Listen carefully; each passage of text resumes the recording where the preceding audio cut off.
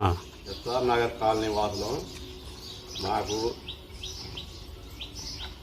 రోడ్లు పోవడానికి రోడ్లు ఉన్నాయి కానీ వెహికల్స్ పోతున్నాయి, డస్టులు చేస్తుంది, ఇళ్ళ మీదకి వస్తున్నాయి, పిల్లలకు ఇబ్బందికరంగా ఉంది.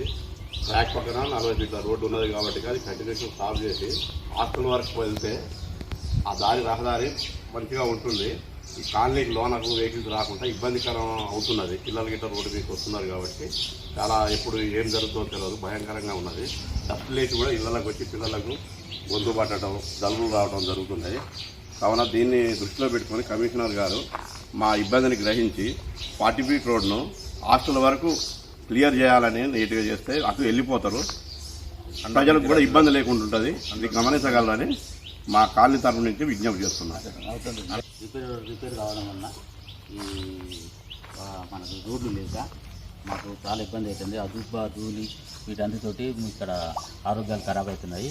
అలాగే అవతల బారి నుంచి డ్రైనేజ్ వాటరు ఈ ఇతల బారికి రావడం వల్ల మా కాలనీ మొత్తం పొల్యూషన్ అయ్యి వాళ్ళకందరికీ జ్వరాలు, ఈ దోమలు అన్నీ విరిగి బాగా జ్వరాలు, వామిటింగ్స్, పిల్లలకు చిన్న పిల్లలకు కూడా వామిటింగ్స్ అయ్యి ఆరోగ్యాలు ఖరాబ్ అవుతున్నాయి. కాబట్టి అది కూడా ప్రజాప్రతినిధులు కానీ మన కమిషనర్ గారు కానీ కలుగజేసుకొని సౌకర్యాలు కల్పించాలని ఈ అండర్ పాస్ నుండి గేట్ వరకు వెళ్ళడానికి 40 ఫీట్ల రోడ్డు ట్రాక్ వెంబడి ఉన్నటువంటి ఈ రోడ్ను క్లియర్ చేస్తే వచ్చేటువంటి ప్రజలకు ఎటువంటి ఇబ్బంది లేకుండా, వాహనాలకు కూడా ఎటువంటి ఇబ్బంది లేకుండా, రోడ్లకు గురించి కూడా కన్ఫ్యూజ్ కాకుండా చక్కగా వెళ్ళిపోవడానికి మార్గం అనేటువంటిది ఉన్నది.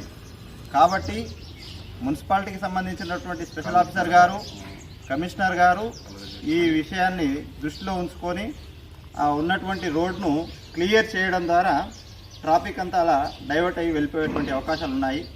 అనుకోకుండా పిల్లలు కూడా ఇళ్ళకి వెళ్ళి రోడ్డు మీదకి వచ్చినప్పుడు ప్రమాదాలు జరగడానికి కూడా అవకాశాలు ఉన్నాయి. వీటన్నిటిని నివారించడం కోసం కమిషనర్ గారు, స్పెషల్ ఆఫీసర్ గారు కొంచెం వారి యొక్క ఇంట్రెస్ట్ని పెట్టి ఈ రోడ్ను క్లియర్ చేయాల్సిందిగా ఎస్ఆర్ నగర్ కాలనీ తరఫున మేము కాలనీ ప్రజానికం అంతా కూడా కలిసి మీకు కోరడం జరుగుతున్నది. అండర్ బ్రిడ్జి మూసివేయడం వల్ల ఆ ట్రాఫిక్ అంతా ఇటువైపు రావడం వల్ల ఈ ఇబ్బందులు ఎదుర్కొంటున్నారు. ఇది కూడా సరైనటువంటి నిర్ణయం లేకపోవడం వల్ల మున్సిపాలిటీ నిర్ణయం తీసుకున్నట్లయితే ట్రాఫిక్ అంతా కూడా వన్ సైడ్గానే ఇక్కడ అండర్ పాస్ నుంచి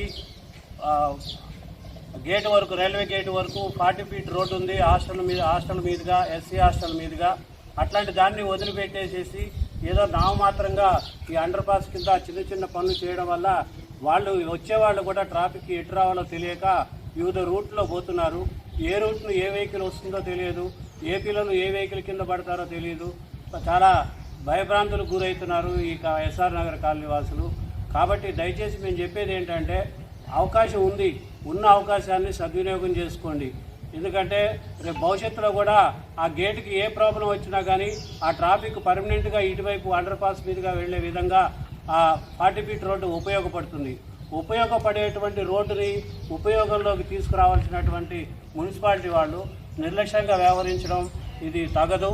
తక్షణమే ఈ 40 ఫీట్ రోడ్డు అండర్ పాస్ నుంచి హాస్టల్ మీదుగా గేటు వరకు జేసీబీని పెడితే చాలు. దీనికి ఏం ప్రత్యేకమైనటువంటి నిధులు అవసరం లేదు, సీసీ రోడ్డు ఏం అవసరం లేదు. ప్రస్తుతం ట్రాఫిక్ వెళ్ళడం కోసం తాత్కాలికంగా ఈ రోడ్డు వేసినట్లయితే అదే భవిష్యత్తులో పర్మనెంట్గా ఉండి అది ఈ మహబూబాబాద్ జిల్లాలో ఒక అభివృద్ధి కార్యక్రమంగా కూడా అది ఉంటుందని చెప్పనేసి ఈ సందర్భంగా తెలియజేస్తున్నాం.